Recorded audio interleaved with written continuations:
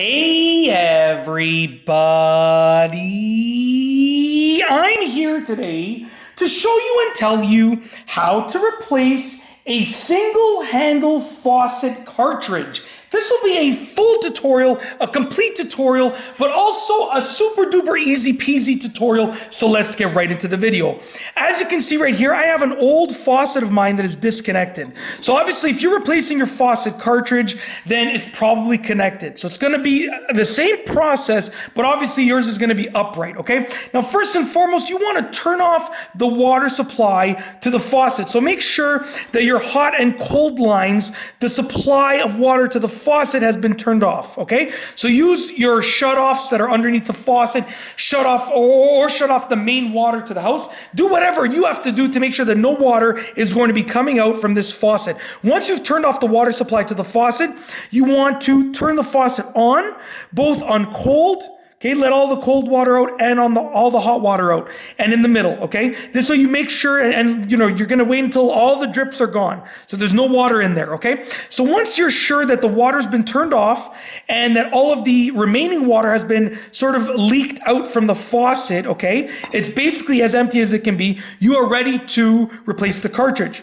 Now I'm gonna show you the process for this faucet right here, but many, I would argue that most single handle faucets are going to be a similar process. You're going to look for a cover for a screw or an Allen bolt, okay? In this case, this is the faucet. Let me adjust the camera angle slightly over here. This is the faucet, right? So it goes like this, right? And the cover is actually on the back side. So if it's in place, I would turn it to the side. I actually replaced the cartridge on this faucet twice, okay? And then I ended up changing to a new faucet in the long run. So I memorized this process inside and out, okay? Turn it to the side and you want to look behind, okay? And what you see behind is a little cap. Now yours is probably more firmly in place, but I left mine loosely in place because I knew that I was going to be doing this video. So you can pop it off, okay? Be careful, you don't want to scratch the faucet. Pop off that cap, place it somewhere safely to the side. You don't want to lose it. As just a little bit of a bonus tip, you might want to cover the drain inside of the sink so you don't lose any of these small pieces inside of that drain, because then it's a real pain to get those pieces out if you lose them in the drain, okay? So just cover the drain, just play it safe. Now you're going to be exposing either a screw head or an Allen bolt. It's kind of hard to see. I know I have poor lighting in the garage. I do apologize, but there's an Allen bolt right there. You're going to twist this a few times counterclockwise to loosen it. So I already have the correct Allen key ready and handy. I'm going to just turn it a few times. Once it's loosened, it's just like a set screw. So once it's loosened a couple of turns, you can pop off the handle. Place that safely to the side. That is your cartridge right there, but you likely don't have access to it yet. There is going to be at least one additional thing that you have to twist off. So in this one, there's actually two, but you're probably going to find at least one that you have to untwist. So with this right here, I have to untwist this first circular piece, which is just like a cover piece. It's almost like a fascia to cover the threaded piece. So I'm going to untwist this. Now, you can use some channel locks, maybe with a cloth wrapped around it so you don't damage it and you don't damage the look of it. But like I said, I left mine loose so I could just untwist it, okay? So you're going to twist that counterclockwise and remove it if there's a fascia piece.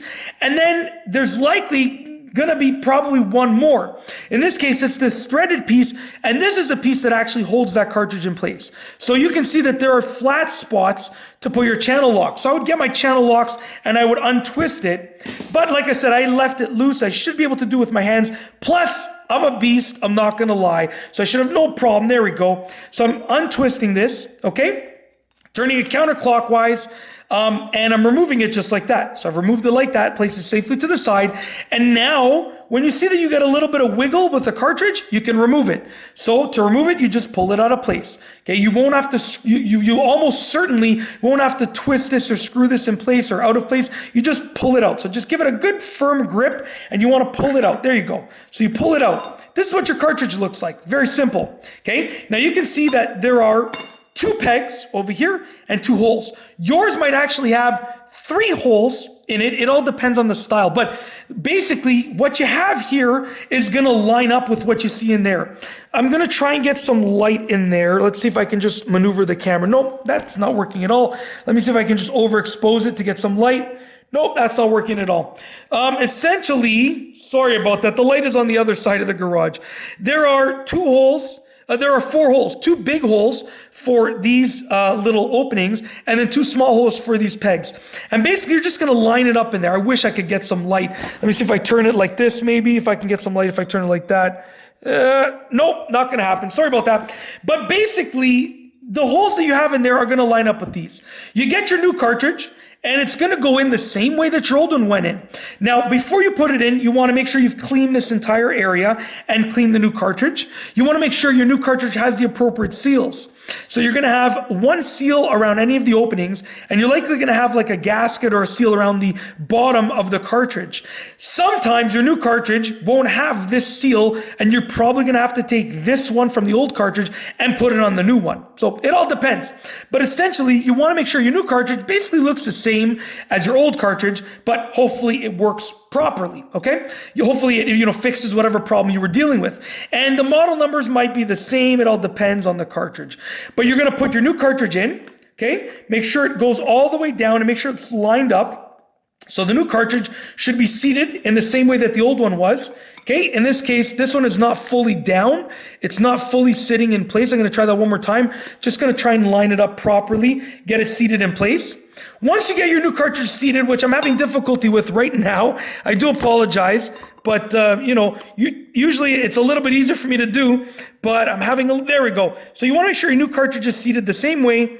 You want to get and just reverse the order of the removal. So you want to get your threaded piece over here. Sorry, it's the wrong way. Your threaded piece, and you want to twist it on if you have this piece over here. Twist it on, use your channel locks, get it on nice and tightly. You want this to make sure it's nice and tight because this is pushing down on the cartridge to make sure that it is seated nice and tightly in there. So make sure you're turning it nice and tightly, but don't over tighten it. Just get it down nice and tightly. Then you're going to want to get your fascia piece, if you have this piece, twist it on to that threaded piece over there. Once again, make sure you're using a cloth and your channel locks or your wrench to get it in place. Then you're going to want to get your handle, place it down in the way that it originally went.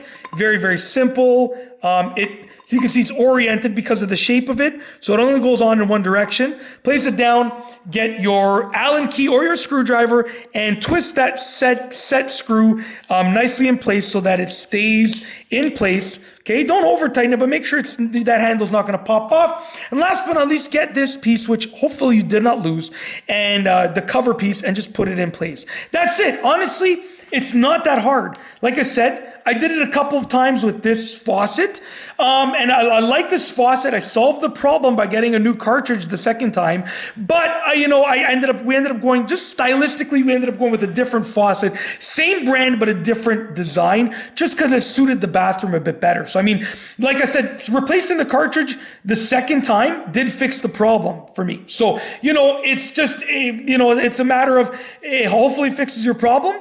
And I just ended up going with a different faucet because stylistically my wife wanted a different one. So I said, of course, no problem. But that's it. If you like this video, please be sure to give it a thumbs up. Let me know what you think down below as a comment. And of course, be sure to subscribe for more great videos just like this one. And before I finish, I forgot to say this. Obviously, when you're done, turn on the water supply again to make sure that the faucet actually works. You want to make sure that it works. Make sure that it's, the hot and the cold water are working. Make sure that there's no leaks. Make sure that the cartridge replacement worked fine and you did it properly and everything works fine. But that is truly it. If you like this video, please be sure to give it a thumbs up. Let me know what you think down below as a comment. And of course, be sure to subscribe for more great videos just like this one. And that's all I have for you today. Thanks for watching.